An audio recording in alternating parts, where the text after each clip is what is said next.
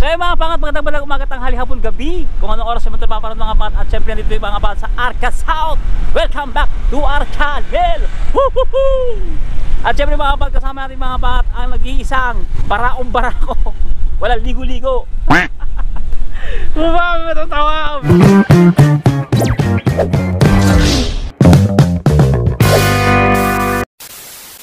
So yung mga pangat, bumili tayo ng microphone holder natin.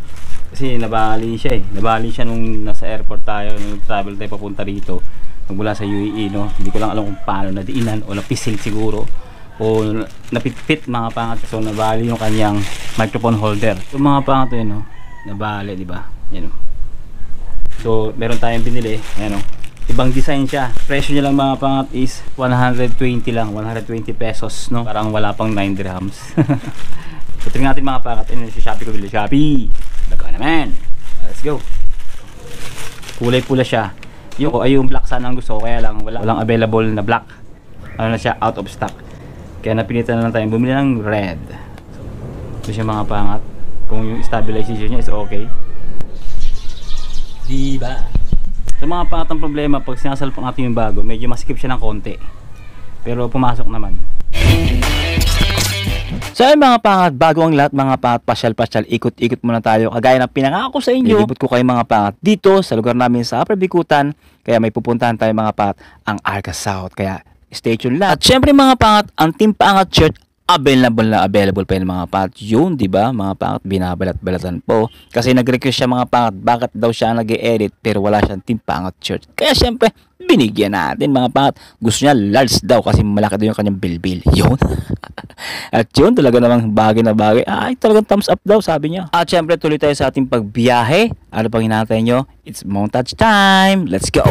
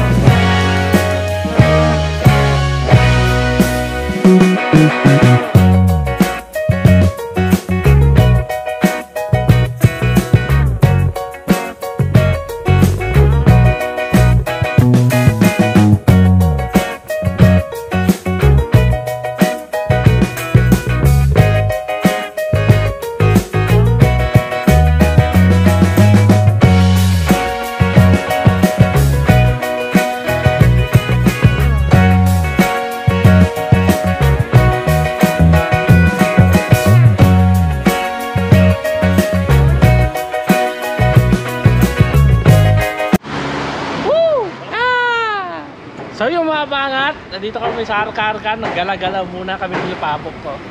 May hanapin kami itong spot dito, tambayan. Cho? Pwede doon na, Cho? Pwede dito. Pwede dyan, pwede doon, kahit saan. Sige. Ayun yung mga nag-bike mga pangat, oh. Okay.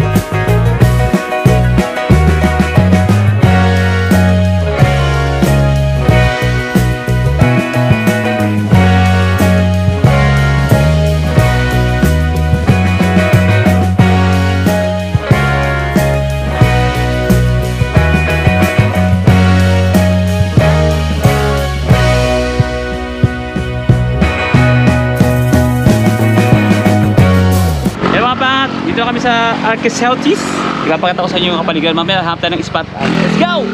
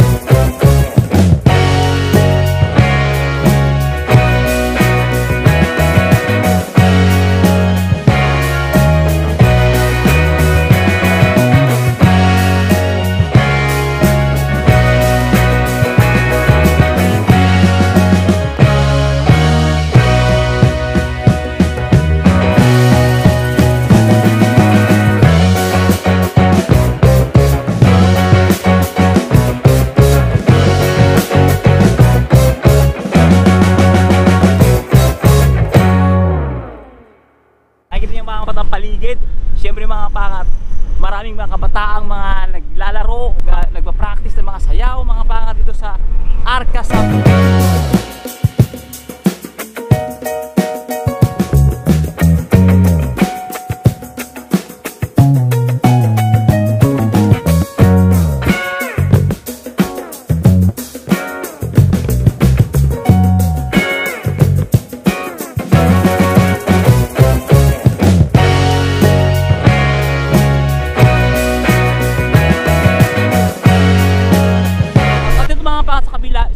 Sa makikita nyo mga pangat yan,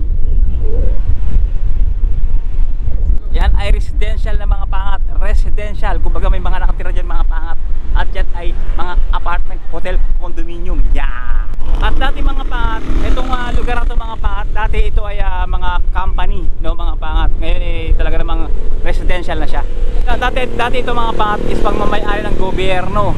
Ngayon mga pangat is nabili na ito ng mga pangat ng Ayala. Yan, Ayala. At talaga naman mga pangat, makikita nyo mga pangat na well-maintained mga pangat itong Arca South. Dahil nga mga pangat, ito isa nitong private property. Yan. Siyempre mga pangat, talaga namang marami rin mga nagbibisikleta mga pangat. Sobrang daming mga nagpa-practice o nag-iinsayo ng bisikleta. Actually mga pangat, itong Arca South, naging ano siya, naging fitness activity. Yo. Maganda sa pangangatawan ng bawat Pilipinong mamayan ng Taguigueño. Yeah, di ba?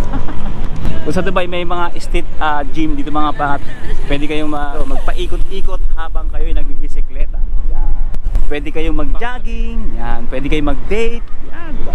Pero mga pangat, may limit lang dito yung oras. Basta gabi. O, basta gabi na, bawal na dito mga pangat. At maya-maya pa mga pangat na muli kami nandaan, kaya ito ang nangyari. Ito mga pangat, sa Bantala, nandito muna kami sa sakay ng jeep, tricycle. So yung mga pangat, tayo mga pangat sa terminal, nakarating ng terminal, oh. Paikot-ikot kasi mga pangat, di ko kabisado. Kung saan kami mag-U-turn, may bawal eh. Hindi kami makapag-U-turn doon sa kabila. Kaya yun, napunta kami rito mga pangat. Yan, yun tayo mga pangat sa ano, sa labasan, no, ng Arca South. Papunta na kaming tenement. Saan tayo? Pwede mo mag-U-turn dyan? Bawal bay. Bawal. Hindi, diretso tayo. Ano na yan, sakahin na yan ng mga jeep. Papuntang ano na, sa Igpateros, Pasay. Palayo kami mga pangat. Napunta kami sa highway. Kasi yung mga daanan, namin, hindi ko kabisado. Hindi ko nakabisado dito mga pangat. Kasi siyempre, pagka ganito, may mga daanan hindi mo na pwedeng daanan. So yun, kaya napunta tayo sa highway ngayon. Nakalabas tayo ng Arca South. Balik ulit. Balik ulit tayo. Yan, dito na tayo sa highway, no? Sa kung saan papuntang Parañaque. Pero tenement to, tenement. Wait. So yan.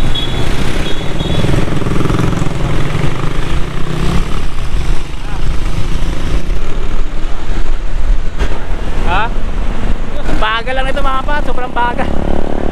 Kaya pagdating sa mga alanganing ano, hindi ka makabirit kaagad, delikado. Siyempre, e-bike yan eh. Mababa lang yung ano niya eh, kilometer per hour. Alanganing mga lugar, yung gusto mong bumirit, hindi ka makabirit. Para mabibitin ka. Danger! Nakabalik na tayo mga pangat. Dito ulit tayo. Nakapasok tayo mga pat, nakapasok tayo sa FBI sa Arca South ulit. Mga pat, mayroon dito Sunshine Mall, no? So yung Sunshine Mall na yan, Sunshine Mall mga pangat, ano yan, tinatapos lang yung kontrata. Gigibayin din yan mga pangat. Kasi pag mayari na yan mga pangat ng Ayala, no? Arca South, yan. Gagawing SM, magkakaroon ng SM dito eh. Lobat na lang. Hindi, ginaganto na lang kasi lobat na. Hindi na charge, magdamagan, hindi na full. Hindi, pagkalo tayo habang pauwi. So yung mga pangat, nalobat tayo. Naging alay lakad mga pangat. Hindi niya pala na full charge mga pangat. Kaya yun, lakad-lakad na lang tayo mga pangat. Pero ganoon po man, maghanap pa rin tayo ng spot dito para makapag-ututan dila tayo mga pangat. Yan. Yun tayo. Ngayon na, pasigaw-sigaw pa kami mga pangat eh. Biglang nawala lobat. Lungkot eh. Hindi na charge. Biglang lungkot siya eh.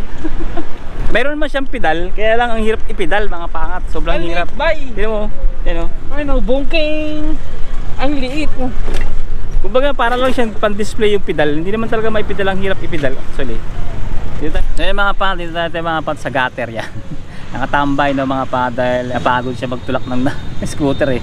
Medyo malayo pa sa ating mga pa to, siguro ilang tulak pa. So tambay muna tayo dito mga pa sa kalagitnaan ng gutter, yan oh. Oh, di ba? Dito lang tayo. So mga pangat, gusto ko lang magpasalamat mga pangat sa mga nag-comment, sa mga nanood sa past video natin, sa mga vlog natin dito sa Pilipinas, no. Mula nag-travel tayo papuntang Singapore, no, hanggang sa makarating tayo rito. Itong mga vlog natin ng New Year, no. Naglinis tayo at nag-renovate tayo, nagkabit tayo ng kung ano, anik-anik sa bahay. Maraming salamat sa mga nanood. At shoutout sa inyo lahat dyan sa mga sumusuporta sa buong mundo, kahit dito sa Pilipinas. At syempre mga pat, gusto ko lang magbasa mga pat ng ilang comment, no. At sumagot na rin mga pangat ng mga katanungan, no. Gusto ko lang basahin tong comment ni Nympha Bautista. Yan. Napakabuti niyo po sir. Relate po ako. Ganyan din po ako.